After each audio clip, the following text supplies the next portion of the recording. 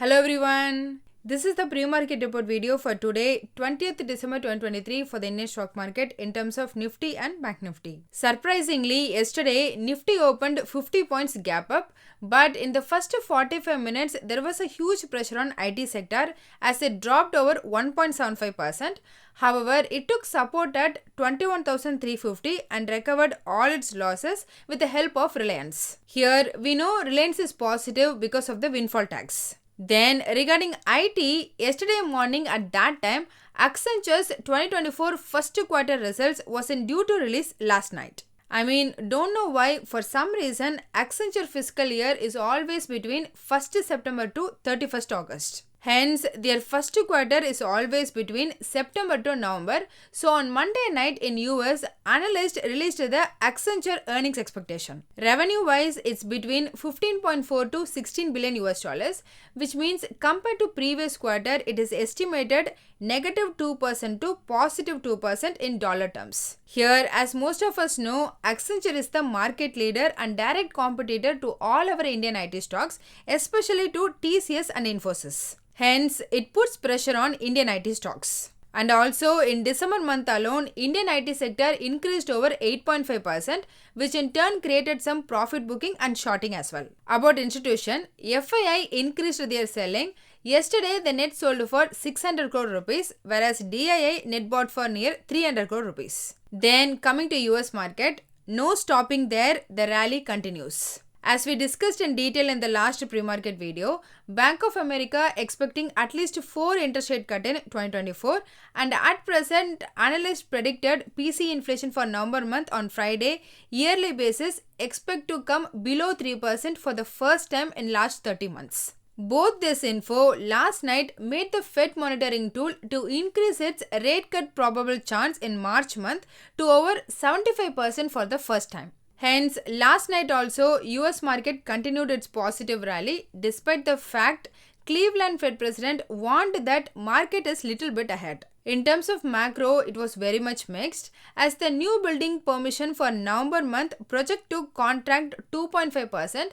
whereas the changes in the number of new constructions in US increased massively by 14.8%. In comparison, on October month, it was just 0.2% increase. Either way, in the end, Dow Jones increased 0.68%, S&P 500 up by 0.59%, Nasdaq up by 0.66%. In case of VIX, it's same around 12.5. Regarding oil, US announced that they will be sending their naval task force to Red Sea regarding the issue, which in turn made the oil to increase further 1.5%.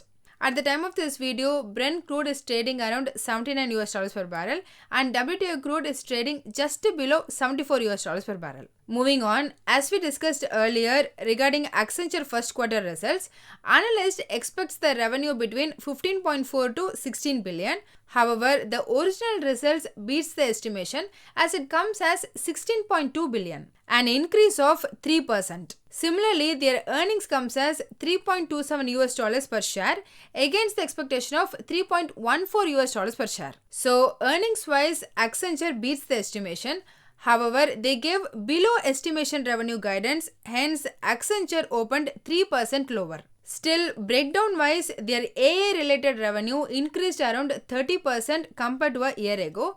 That and 14% increased order book made it to recover all its loss. In line with that, both Infosys and Wipro ADR opened lower below 2%, and similar to Accenture, both of them also recovered most of it but still closed negative. In case of banks, it's mixed. ICICI Bank closed marginally negative, whereas HDFC Bank closed marginally positive. As a overall, both IT and banks indicating flat to negative. Regarding GIFT Nifty, today early morning, in line with the US market, it increased and closed above 21,600.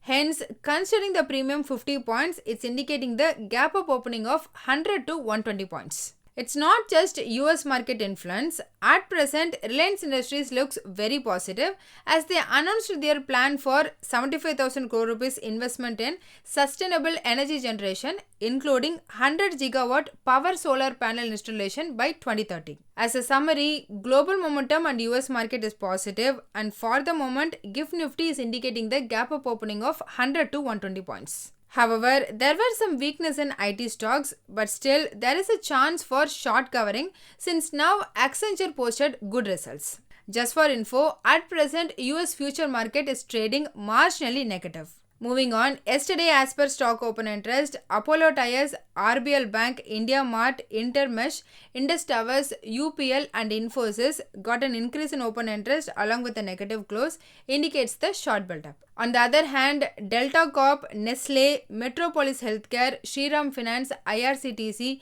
Crompton, Coal India and Dr. Lalpath Labs got an increase in open interest with a positive price close indicating long build-up. About the things to look out, early morning before our market opening, Japanese trade data and China's interest rate is due.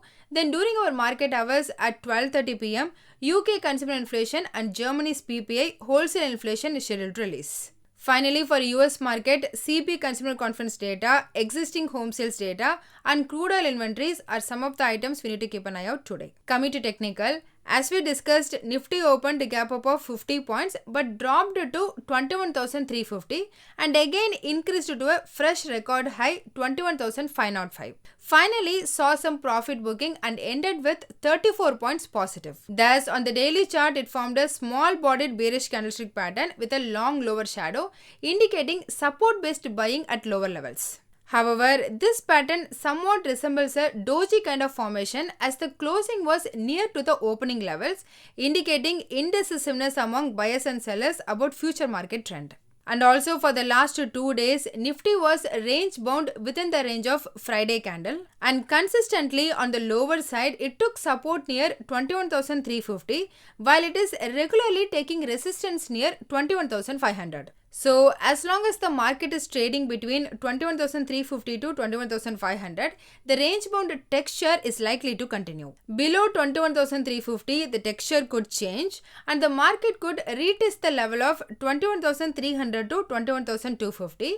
On the flip side, post 21,500 breakouts might push the rally towards 21,575. Thus, unless and until Nifty starts trading above 21,500, the consolidation may continue for some more sessions.